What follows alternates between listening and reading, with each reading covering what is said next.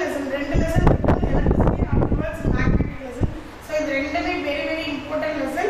So நம்ம electricityல நம்ம என்னென்ன பார்க்கறோம்னா, so first topic is electric current and circuit.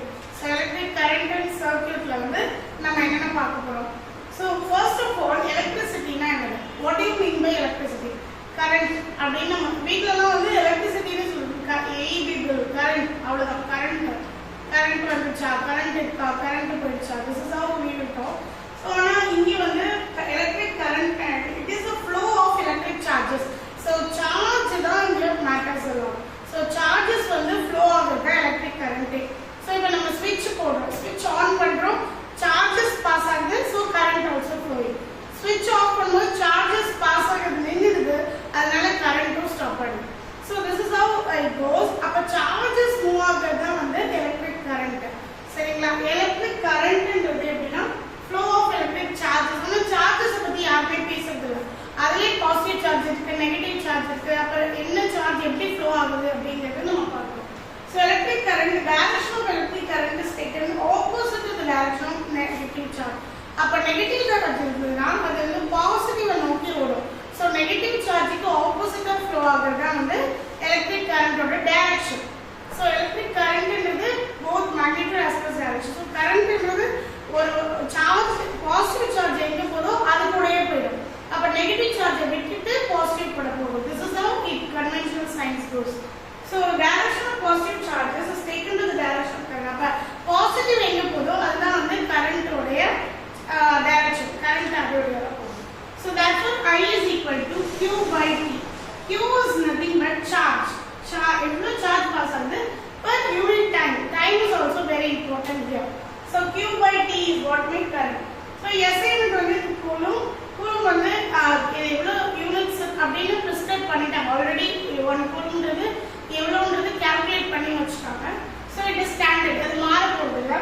It is 6 × 10⁻18 electron. SI of current is expressed in ampere. ஆம்பியர்ல தான் express பண்றாங்க SI metre. So SI of ampere எப்படி denote பண்றாங்க? 1 coulomb by 1 second. ஒரு கூலும்ன்றது எவ்வளவு amount of charge pass ஆயிருக்கு அப்படிங்கிறது. அது எவ்வளவு செகண்ட் Q by T அப்படியே டிவைட் பண்றோம். Q ன்றது எவ்வளவு amount of charges, அந்த சார்ஜ் தான் வந்து கூலும். அதுக்கு அப்புறம் கீழ இருக்க டைம் பீரியட் தான் செகண்ட். அது எல்லாமே 1 period of time க்கு நடந்துச்சுனா that is 1 ampere. So this is what my basic circuit. இந்த சர்க்யூட்ல பல்ப் இருக்கு. This is denoted as bulb. இது வந்து ammeter. So ஒரு கரண்ட் வந்து எப்படி flow ஆகுது. இது வந்து it is nothing but key.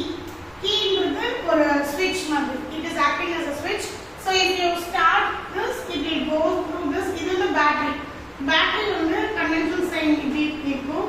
So இது வழியா பாஸ் ஆகி இந்த பேட்டரியில இருந்து சோர்ஸ் எடுத்து இந்த பல்ப் வந்து it is glowing. glow ஆகி மறுபடியும் அது எவ்வளவு glow ஆகுது, எவ்வளவு ரீடிங்ஸ் இருக்குது அம்மீட்டர்ல it will be showing around.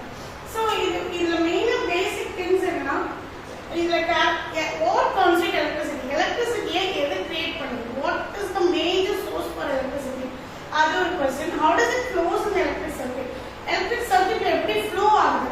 So even உங்களுக்கு இன்னும் further topic I will explain that. ஒரு flow வந்து இப்போ ஒரு விஷயம் வந்து இப்போ நம்ம இந்த ஸ்டிக்கர் வந்து இப்படி தள்ளி விட்டோம்னா ஒரு certain distance தள்ளிடும்.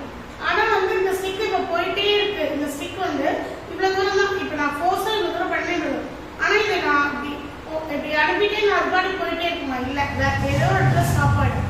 ஆனா இந்த இதுக்கு ஏதோ ஒரு ஃபோர்ஸ், இந்த சார்ஜ் வந்து இப்போ கரண்ட் இப்போ ஸ்விட்ச் போட்டாச்சு, லைட் எரிஞ்சிட்டே தான் இருக்கு. It is not stopping around in between. அப்படி எரிஞ்சிட்டே இருக்கிறதுக்கு அந்த சார்ஜ் ஃப்ளோ ஆகிட்டே இருக்கு. So it is flowing continuously. அது ஸ்டாப் ஆகலை, எங்கேயுமே நடுவில் ஸ்டாப் ஆகலை. Charges, electric charges. ஸோ இது கண்டினியூஸாக எரியறதுக்கு இது வந்து ஹெல்ப் பண்ணுது சார்ஜஸ். அப்போ ஏதோ ஒரு ஃபோர்ஸ், ஏதோ ஒரு ப்ரெஷர் இதை வந்து அனுப்பி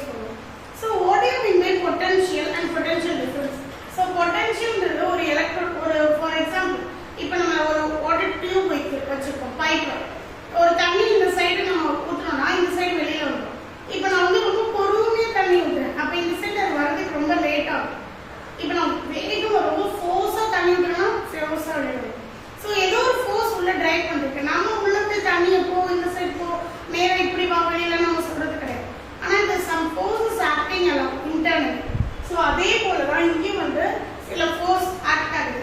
அது எப்படி ஆக்ட் ஆகுதுன்னா, electrons move only if there is difference in electric pressure. ரொம்ப ரொம்ப முக்கியம். எலக்ட்ரான்ஸ் ஃப்ளோ நடந்துட்டே இருக்கு. ஸோ யார் இப்போ எலக்ட்ரான்ஸ் மூவ் பண்ணிட்டே இருக்கா, போ வேகமா போயிட்டே இருக்கு, இந்த டைரக்ஷன்ல போ, பாசிட்டிவ் டைரக்ஷன்ல போ அப்படின்னு யார் வந்து அதை மோட்டிவேட் பண்றாங்கன்னா, that is the force, electric pressure. உள்ள இருக்க பிரஷர், ஒரு பிரஷர் வந்து ஒரு ஃபோர்ஸ், இங்க இருக்க ஃபோர்ஸ் ஒரு வர்க் டன் பண்ண வைக்குது, ஒரு தூரம் கொண்டு போய் அதை வந்து ஒரு கான்ஸ்டன்ட் எலக்ட்ரிக் கரண்டா மாத்துறதே வந்து electric pressure. This is very important. ஒரு எலக்ட்ரான் மூவ் ஒன்லி பிரஷர்னா மட்டும் தான் எலக்ட்ரான்ஸ் மூவ் ஆகும். அதுக்கு பேர் தான் potential difference. So potential difference between two points electric circuit carrying some current work done to be moved. அப்போ ஒரு டைரக்ஷன்ல இருந்து இன்னொரு டைரக்ஷனுக்கு வந்து மூவ் பண்ணணும். So flow of electric charges move ஆகுது, அது ஒரு டைரக்ஷன்ல இருந்து இன்னொரு இடத்துக்கு போகுது, ஒர்க் டன் நடக்குது. இது எல்லாமே பண்ண வைக்கிறது வந்து ஒரு ப்ரெஷர். ஸோ ப்ரெஷர் வந்து இதை பண்ண வைக்குது. So that is 1.1. voltage is equal to W by Q. W is nothing but work done, Q is nothing but charges. So இப்போ 1 voltage. ஸோ இப்போ ஏதோ ஒரு ப்ரெஷர் இதை அதை கிரியேட் பண்ணுது. பொட்டன்ஷியல்ன்றது ஏற்கனவே இருக்குது நம்மளோட பொட்டன்ஷியல். உள்ள மார்னிங் வந்து we will be so energetic, எனர்ஜெட்டிக்கா இருக்கும். ஈவினிங் ஆகாத நம்மளோட பொட்டன்ஷியல் என்ன ஆகும், டவுன் ஆகும். ஆனால் இந்த எலக்ட்ரிசிட்டி அப்படி இல்லை, நீங்கள் எவ்வளோ போட்டுட்டீங்களோ அப்படிங்கிறதும் இன்டாஸ்ட். ஃபேன்னா ஃபேன் ஓடணும், லைட்னா லைட் எரியணும், அது டவுன் ஆக முடியாது. ஸோ அது ஏன்னா அவ்வளோ ப்ரெஷர் உள்ள எலக்ட்ரிக் ப்ரெஷர் கிரியேட் ஆகிட்டே இருக்கு. So some current work done to be move from one point to another. That is what are potential difference. That is denoted by letter V, voltage. So 1 volt is equal to 1 joule by 1 charge. That is W is the work done at the unit joule, Q is the charge, it is the unit coulomb. So இது ரெண்டையும் divide பண்ணா J by C, that is JC inverse. So இது வந்து ஒரு இந்த work சரி எவ்வளவு voltage ஓடி இருக்கு. So இப்போ நம்ம ED ரீடிங் எடுக்கணும்னா இன்னைக்கு என்ன ரீடிங் இருக்கோ அதை எழுதி வச்சுட்டு நெக்ஸ்ட் இப்போ 2 months அப்புறம் எடுக்கிறோம்னா அன்னைக்கு இருக்கிற ரீடிங்கும் இதையும் மைனஸ் பண்ணி எவ்வளோ யூனிட்ஸ் ஓடி இருக்கு அப்படின்னு கால்குலேட் பண்ணணும். அதனால இது பேர் பொட்டன்ஷியல் டிஃபரன்ஸ். ஸோ ரெண்டு இடத்துல இப்போ இட்ஸ் லைக் ரன்னிங் ரேஸ் தான். இங்கே ஸ்டார்ட் ஆயிருக்கு, ஒரு இடத்துல முடிஞ்சிருக்கு. அந்த எண்ட் அப்போ அது எவ்வளோ தூரம் ஓடி இருக்குன்றது ரெண்டையும் செப்பரேட் பண்ணாதான் கண்டிப்பாக எவ்வளோ யூனிட்னு தெரியும். So that is how the voltage runs. So வோல்டேஜோட விஷயம் இதுதான். அது வந்து வோல்ட் மீட்டர்ன்றதெல்லாம் டினோட் பண்ணுறாங்க. It is measure by using. இதை எப்பவுமே எப்படி கனெக்ட் பண்ணணும்னா இப்போ இது இங்கே தான் பொட்டன்ஷியல் டிஃபரன்ஸ் வோல்டேஜ் நம்ம எடுக்க போறோம்னா it has to connected parallelly to the device. இந்த ரெண்டு பாயிண்ட்டுக்கும் parallel தான் வோல்ட் மீட்டர் கனெக்ட் பண்ணணும். It is the law. So this is what we have seen up to this. If you have any doubts you can ask me. So இப்போ நம்ம என்ன பார்க்க போறோம்னா commonly used symbol is the circuit diagram. So this is very important. நம்ம circuit diagramல சில symbols use பண்ணுவோம். அந்த symbolsலாம் எதுக்கு வருது, ஏன் நம்ம யூஸ் பண்றோம்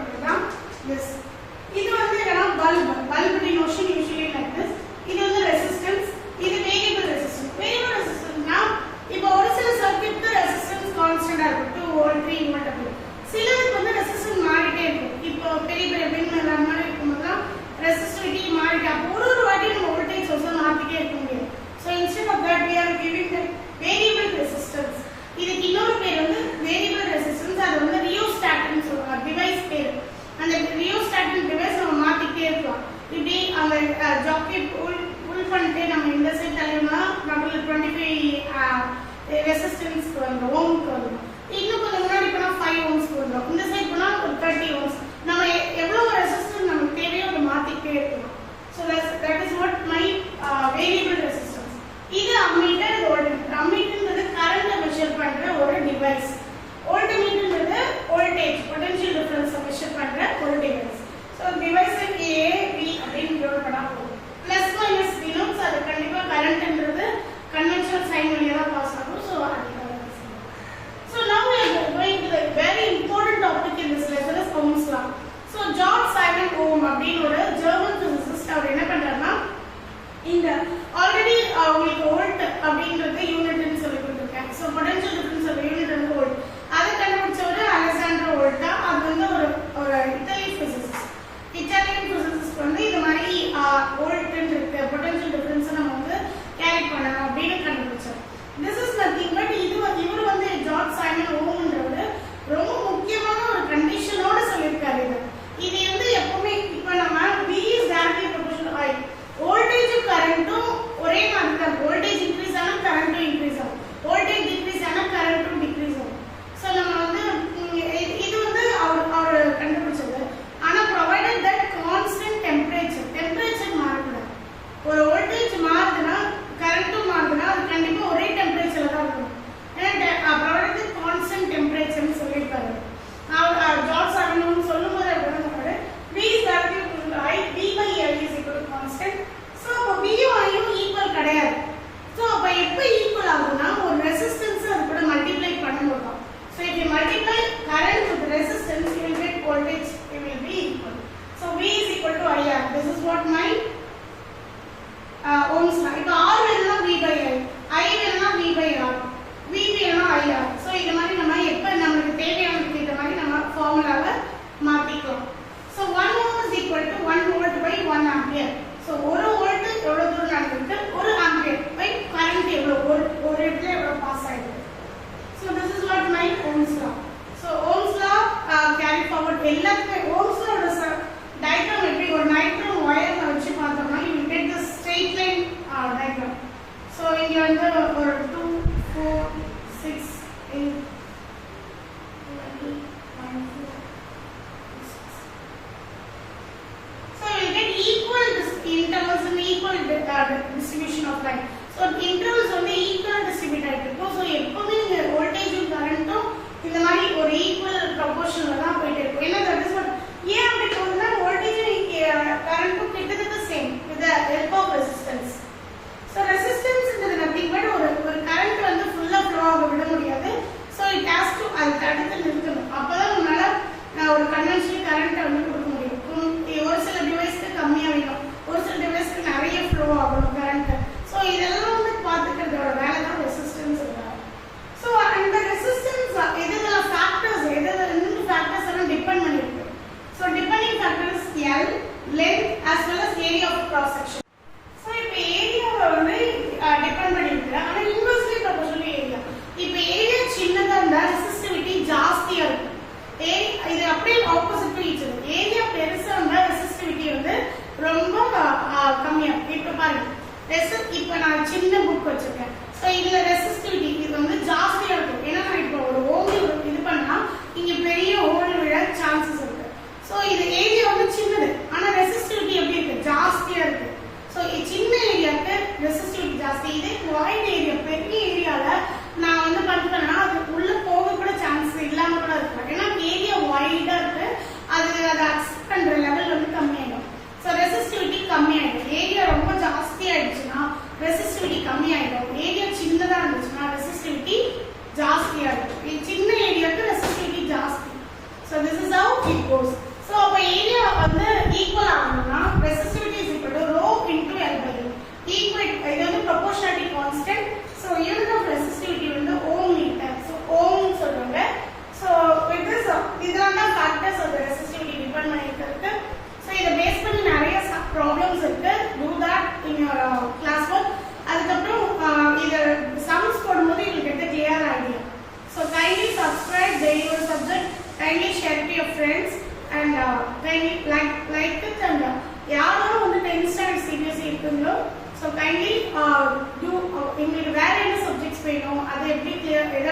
இருக்கா